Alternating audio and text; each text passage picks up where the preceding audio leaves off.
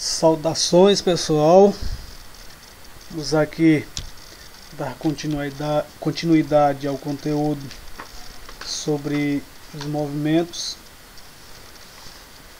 ao estudo dos movimentos, e hoje vamos trabalhar a função horária do espaço, ou seja, uma função que permite saber o espaço, a posição que um móvel se encontra no decorrer do tempo, sabendo de onde ele partiu, claro.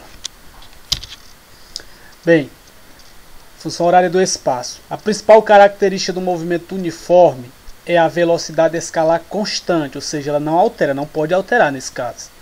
Quando um móvel qualquer se movimenta com velocidade escalar constante, não existe variação da velocidade escalar e, como consequência, a aceleração escalar é nula. Só a aceleração ela só é utilizada para aumentar ou para diminuir a velocidade, ou então para aumentar a rotação, diminuir ou vice-versa. Não quer dizer que o móvel não esteja em movimento, ele pode estar, mas sem aceleração. Essa afirmação pode parecer contraditória quando a comparamos com nossa experiência diária, pois no cotidiano acelera-se o motor para aumentar a velocidade do automóvel.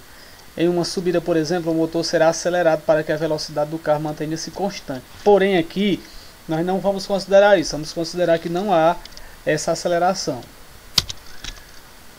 Em física, podemos dizer que a palavra aceleração apresenta somente um significado: a variação da velocidade por unidade de tempo, ou seja, o aumento ou diminui essa velocidade. Dessa forma, não havendo variação da velocidade, não há aceleração. Portanto, quando o automóvel descreve um movimento uniforme, ele realiza deslocamentos iguais em intervalos de tempos iguais.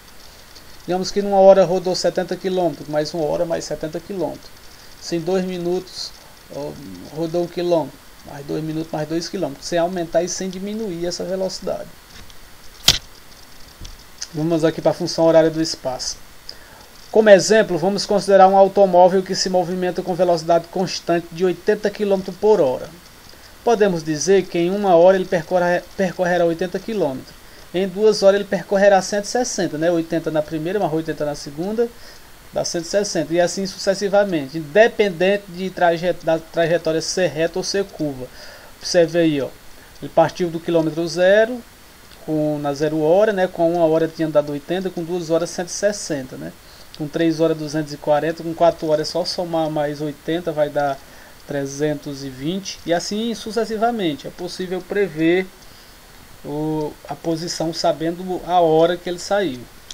A função horária serve para isso. Claro que aqui a velocidade tem que ser constante, né? E não pode haver aceleração.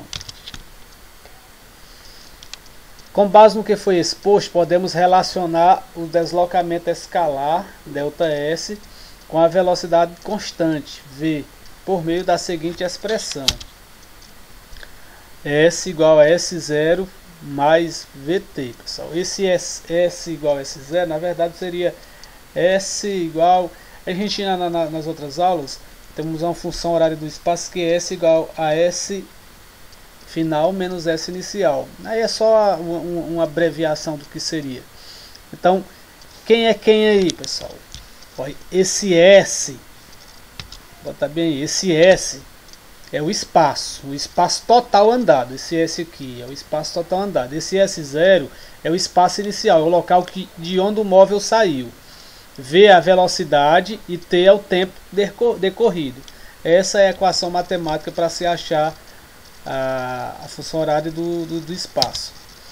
Essa expressão é denominada de função horária do movimento uniforme. Por meio dela podemos localizar em qualquer instante um automóvel que se movimenta com velocidade constante, desde que saibamos seu espaço inicial e a sua velocidade. Tem que saber de onde saiu e qual é a velocidade que ele está andando. E é possível em qualquer tempo achar a posição dele. Vamos aí, um exemplo aí da função horária do espaço. Um móvel parte do quilômetro 50, esse 50 aí é a posição inicial, né? Ele partiu daí, em direção a uma cidade vizinha após 3 horas quem? O tempo, né? De viagem, com uma velocidade de 70 km por hora, aí já está a velocidade, o motorista chegou ao seu destino. Com base nos dados fornecidos, qual a posição da cidade de destino? Ou seja, qual é se ele saiu da posição 50 km, qual vai ser a posição Não é a distância percorrida não, viu pessoal? Qual é a posição que ele chegou. A posição é uma coisa, a distância percorrida é outra. Vamos lá. Tenho que usar essa equação, né? O S igual a S0 mais VT. Agora vamos saber quem é quem. Vamos pegar os dados que eu tenho aí. Primeiro, S0. S0 é a posição inicial, 50 km, né? Depois o V, já que eu vou procurar, eu tenho que saber esses três aqui, ó. O V é a velocidade. Não, primeiro eu coloquei o tempo aqui. Eu coloquei aqui a posição, mas tanto faz. Mesmo porque aqui eu não estou substituindo ainda. O tempo foi 3 horas, né? Porque aqui na equação primeiro apareceu a posição inicial, depois o tempo e depois por último a velocidade, que é de 70 km por hora. Substituindo aqui nessa equação agora, o S, o 50 no lugar do S, o 3 no lugar do T e o 70 no lugar do... o 3 no lugar do T e o 70 no lugar do V. Como é que ficou aí, ó? S igual a 50 mais 70 vezes 3. Pela regra matemática, primeiro faz a multiplicação aqui, né? 70 vezes 3 vai dar quanto? 7 vezes 3 é 21, né? Então dá 210. Então, agora faz a adição, 50 mais 210, 260 km. Ou seja, a cidade fica na posição 260 km. Andou 260 km? Não, pessoal, não andou 260 km, andou apenas 210, porque ó, aqui é a posição que ele saiu e aqui foi o que ele andou, não foi? Ó, a velocidade com o tempo que ele percorreu. Aqui foi a quantidade de quilômetros que ele andou, mas a posição que ele chegou foi na 260 porque ele estava na posição 50. Simples. Essa é a função horária do espaço. E a velocidade instantânea, o que é que ela é? Instantânea já diz, no instante, né? Imagina se dirigindo um carro em uma viagem. A partir de certo instante você olha para o velocímetro e para o relógio e começa a anotar as velocidades indicadas no decorrer do tempo.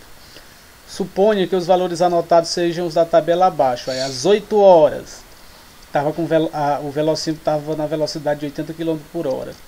Às 8h10, 60. Às 8h25 estava com 90 km por hora. 8h30, 100 km por hora. E 8 horas e 40 minutos, 40 km por hora. Nesse caso aqui, pessoal, ele pegou só partes. Olhou naquele momento, a velocidade instantânea estava naquilo, né? Observe que para cada tempo marcado, ou seja, para cada instante, podemos associar um valor para a velocidade do automóvel. Portanto, para cada valor indicado pelo velocímetro num dado instante, denominamos velocidade escalar instantânea, ou seja, naquele instante. Nós temos um exemplo aí de um velocímetro mostrando a velocidade instantânea aí próxima de 110 km por hora. Bem, pessoal, essa aula continua com esse outro link que eu vou deixar também sobre velocidade média, né? Como eu não estou conseguindo colocar os vídeos grandes no YouTube, eu vou fazendo recortes para ficar mais fácil. Abraço e boa aula!